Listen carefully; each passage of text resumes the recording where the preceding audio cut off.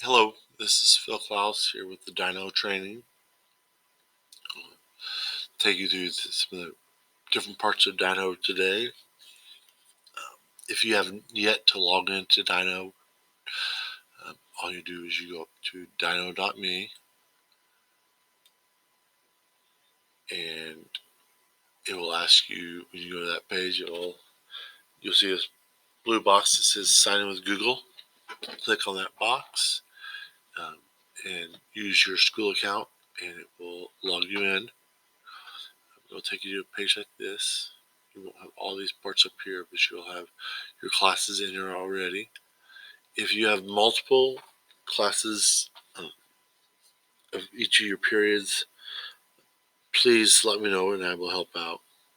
I did send a video on how to combine those, but if you have not done it yet and can't find the video, please let me know. It's very easy to do, and even if it has multiple classes, you can still go ahead and use it now. But just it'll clean it up for everybody and make it a little neater. So we're going to start out, and first thing we're going to do is just click Start Monitoring. Now I've got 3 students in here, and only one is it showing that it's monitoring. They're not showing up at all, so they're either not computers aren't on. If they're not here, those computers aren't on. If the student does show you, hey, I am on the computer, I am doing stuff, first thing to do is try to have the student restart. If they're still not showing up, click here to show students not monitored, and you can click down there and say report selected. But like I said, it shows you first check internet connection, restart device. By doing this, I will get an email the next morning saying that this student couldn't be monitored, and I can look into the student's information and make sure that everything is correct. If I hit here again, it hides those. So we're going to have these thumbnails here, and they update over 60 seconds. If I hit this, it will update all the thumbnails. And this is not a live streaming view. Like I said, it's a snapshot of every 60 seconds. Over here on the right, you can see the live real-time tracker of what everybody's into. If I click on the student here or hover over it, you'll see the big view, or I can just refresh this student if I want to check just a certain student. If I hit my big view though, I'm going to see what they're in.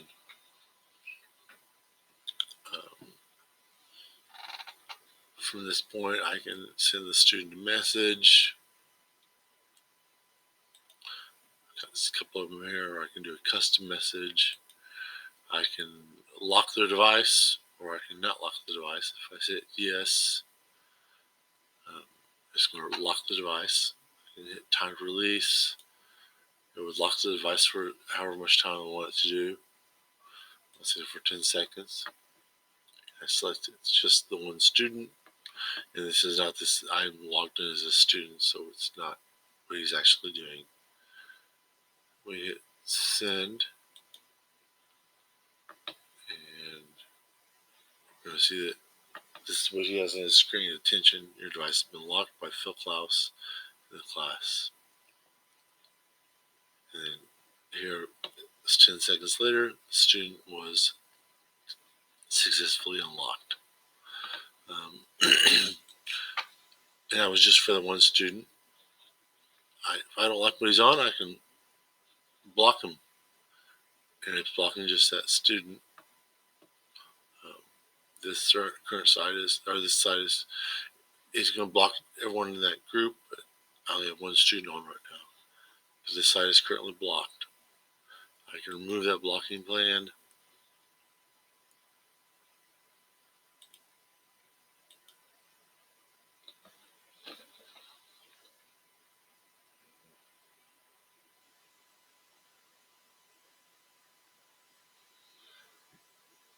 And the student is able to get back where they were at. If I'm going to go to the big view here, I can his X. Look at that. We got blocking plane in there now. So this is, like I said, the views you have for the students here. Now, one of the besides being able to monitor the students and help out with that in class, one of the other advantages of DyKnow is the blocking. When I'm within a class, I can modify blocking. I have plans. I have a couple plans already made up. These are district plans, and this is a plan I've made.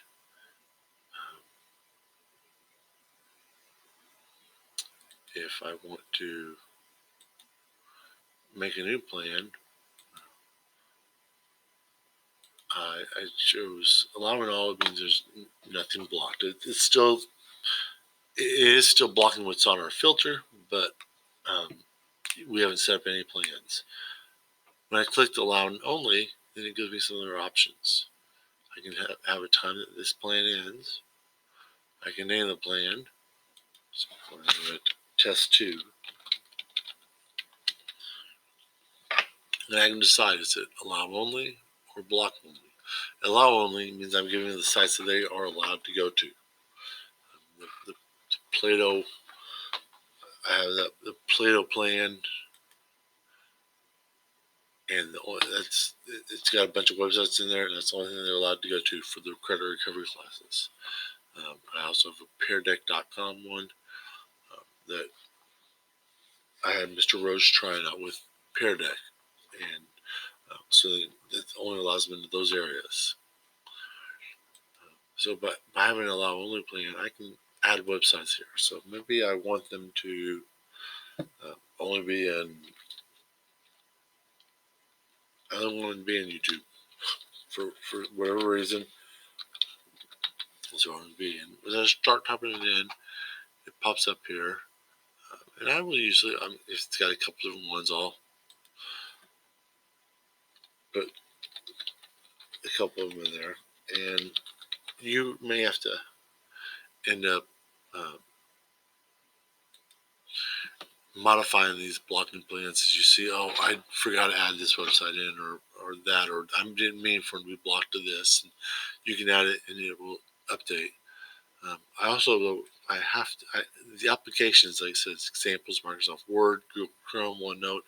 If I don't add websites like Google Chrome to it, then they won't be able to do websites.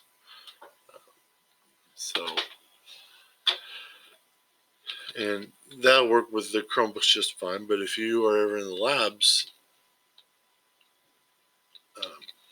you'll want to make sure you have web browsers, and that would get all the web browsers open. So if they're in Firefox or Explorer or something else, it would work with that.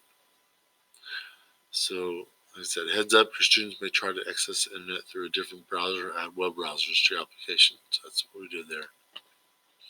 So I'm going to say, I'm going to enforce this.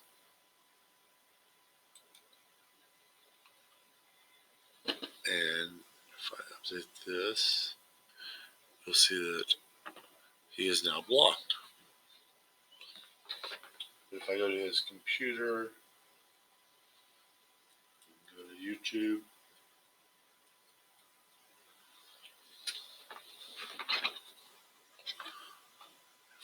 update here,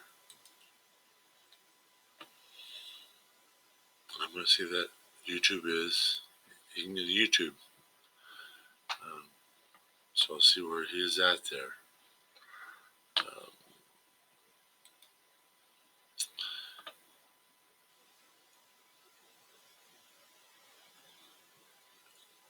If I decide in that blocking plan right now, I can just do that, and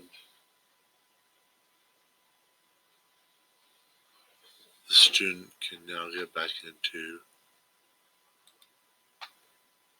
Harmony Family Access that he was in earlier.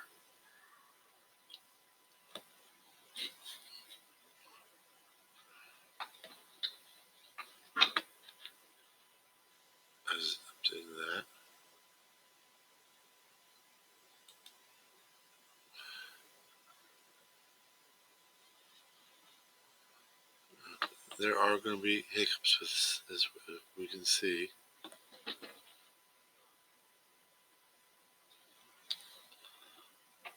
But they're showing these are already family access there. I'm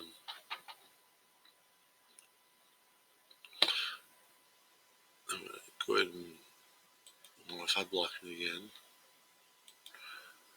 Plan. It's the plan I just used, so I can click on that plan and enforce that plan again if I want to.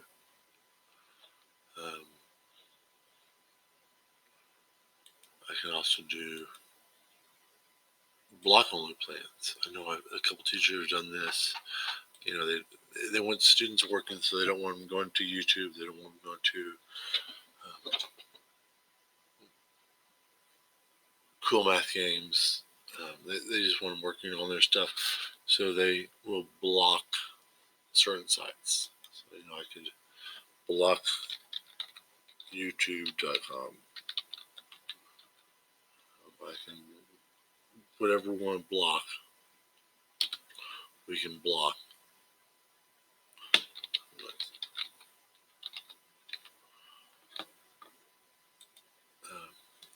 Here again, I want to make sure I enter web browsers. So I'm going to put Google Chrome.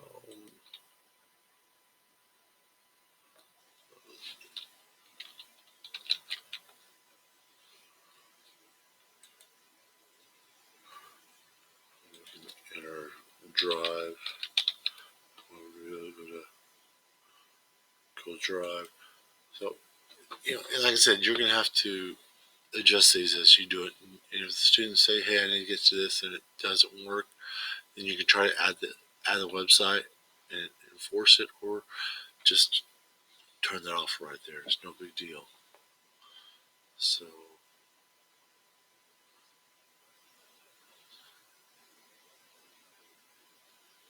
the only other thing with the blocking plans is this segmented blocking. Segmented blocking allows you to put your students into two different groups. Let's say you're taking a test on Google Forms or Edge Elastic, and you don't want the students to be able to get out of that browser at all. Your group one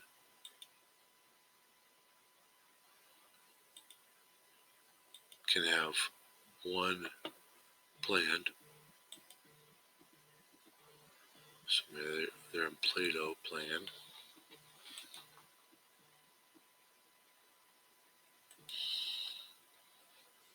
And so I want this plan. I scroll down. I select which students I want to be in that plan. I want all the students in there at first. And then group two is going to be maybe allowing all. So when those kids are done with their quiz and they show me they've submitted the test and I can see that they're done, I can move them to the other group. And then I would just enforce. And as we just leave that in there, you can add the students as you need to add them. But this gives those, you can, if they need to work after they're done with the test, they can do that because they're still locked down during the test. So as I add students, I don't have to, it moves them from group to group. So this is a nice feature that you got to practice with, but it works out well.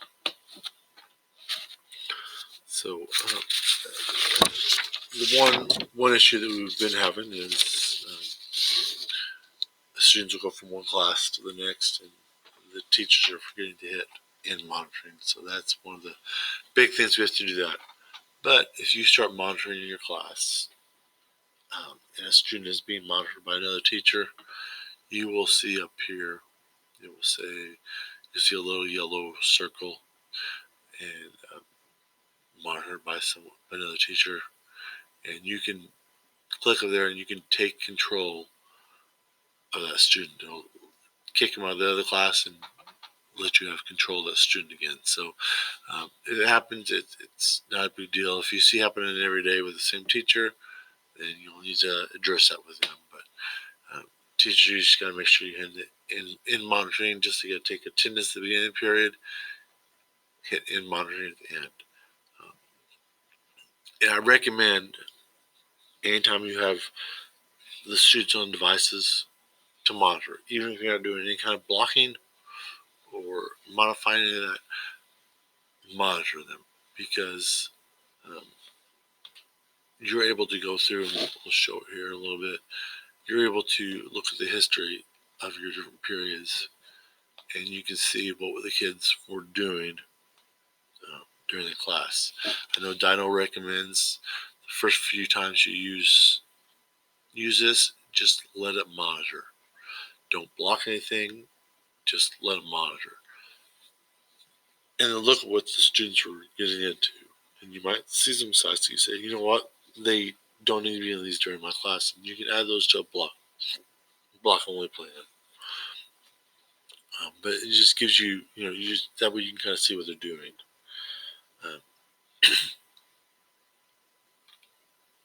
Over here still, but we'll look at these options over here still as you're monitoring class. We got the real-time tracker, so you'll see, and if more than one student's in the website, you'll see 2 students or 3 students over there. The check mark is a student understanding one. I can click, may I ask the kids, okay guys, hey, we just covered this new topic. I just want to see how you guys get it. Hit the student understanding, hit request. The students will get a pop-up from the teacher. They can answer. They say, I don't get it yet. Whatever. You'll see over here who submitted. If I click there, I can see who didn't get it. So it's a good little check. That way the student's going to be honest without getting embarrassed, saying, no, I don't get it, when everyone else says they get it. Usually don't. But this would give them a chance to be honest with that. You can ask questions. You can ask multiple choice, true, false, or yes, no questions. Click ask a question. I can enter questions if I want to and have a bank of questions, and I'll show you where that's at. Or I can just create a question on the fly.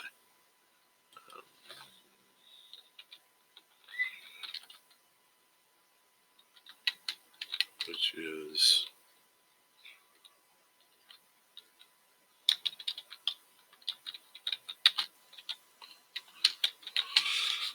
2 plus.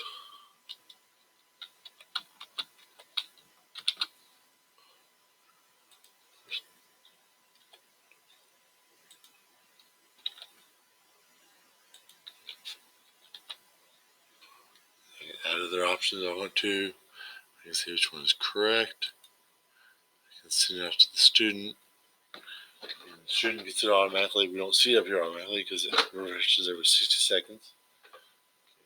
Say the student, I'm going to answer 22. And you see right here, they'll see the question, they got to send the answer.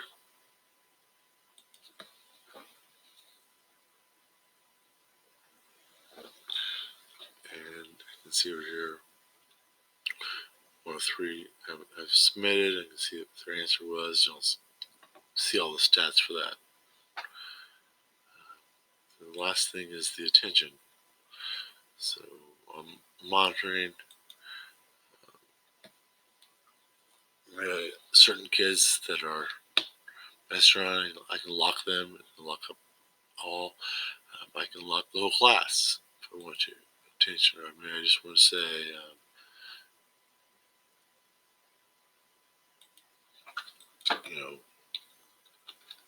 good luck on the test.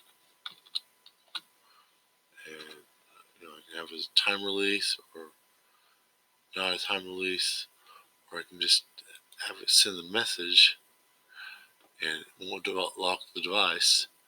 You can also send a URL and it will automatically open that URL on that student's computer. So all the students go to a certain site and you can send them and they will all be sent to that site.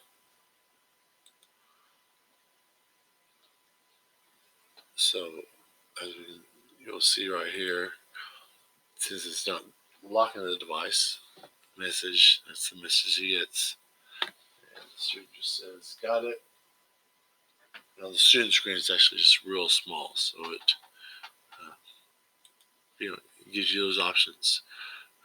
You can have the kids close their Chromebooks and pay attention, or you can lock up their Chromebooks if you're afraid they're not. If you don't want to have them closed, you want them to be ready. You're going to talk for a few minutes and then have them back in there. So, but you have options with that. It's a good way to engage the students.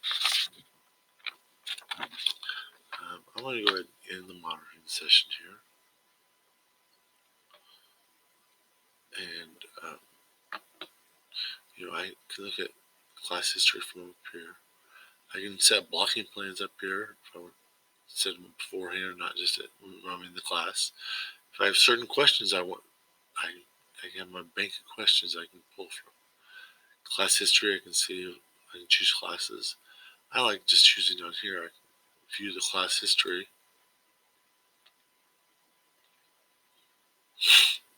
And I can choose all students, or there's one student I want to look at. I can choose a date range, today, last 7 days, custom date range, all activities that I would always recommend. But then I can look through here. Now the neat thing with this too is I can click on these and I can see, okay, what he was on in YouTube. If he was watching a certain video, I can see that. So it gives you that option. But here's my other class. It wasn't monitoring them. But let's go back to the classes. As we said, let's say you have a new student that enrolls that morning. They're not going to be in harmony yet, or they'll be in harmony, but it hasn't synced up yet because it does it overnight. If I hit my edit button, I can add students and just start typing in a student name. So if I'm looking for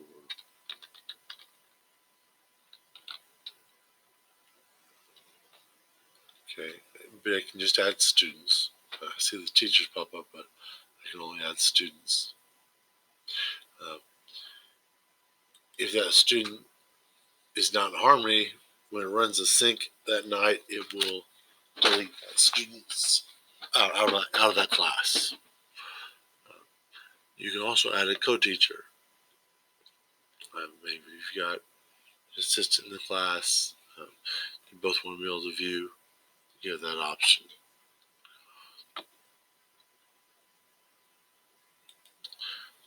The last thing I want to show is this help button. It may be a lot of times we show chat.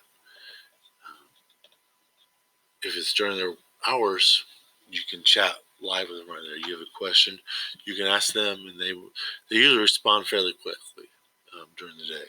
So you can do that. You can always just send them a message right now, and they'll answer when they get back on. So, but this is the major features of DyKnow. So, like I said, it's a great tool, but you have to use it to get the most out of it. The last thing is, it's not something you guys can do, but Mr. Holland, Mr. Eichelson, and Mrs. Keeker, and Mr. Meese, if you have a student that has been messing around in your class, you can talk to them and they can search that student and they can see what they've done over a day or a week, whatever time period they want. So, get some more options with that. So, like I said, if you have any more questions, feel free to email me, and I can meet with people during their prep time or before after school or whatever we need to do. So, thank you, and enjoy the rest of your day.